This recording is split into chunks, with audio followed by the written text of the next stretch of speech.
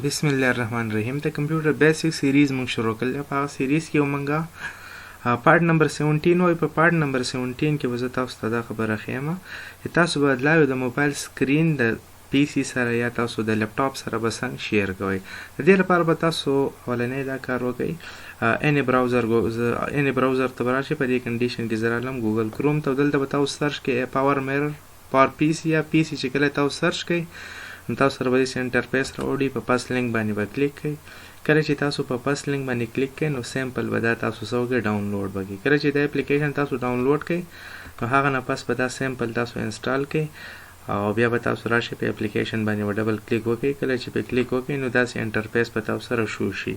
نو چې کله داسې انټرفیس تاسو سره شو شي نو موږ به داسې کوو وایرلیسلی دا سیسټم څه کوو موږ کنیکټ کوو.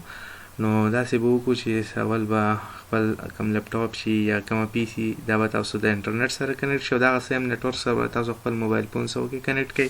همدغه اپلیکیشن به سیم ټو سیم تاسو پلی سټور ته لاړ شئ. په پلی سټور کې به تاسو سرچ کړئ پاور میرر او په پس لینک باندې چې کوم سافټویر تاسو ښکاري دا به تاسو سیمپل انسټال کړئ. انسټال کېدو نه پس به تاسو اپلیکیشن اوپن کې په دې کې یو اپشن راځي په سکین. په هغه سکین اپشن چې کله تاسو کلیک وکړئ نو دلته به راشئ. په دې سیسټم کې به تاسو په دې باندې کلیک کړئ او دا بارکوډ به په هغه باندې څه وکړئ سکین به کوئ.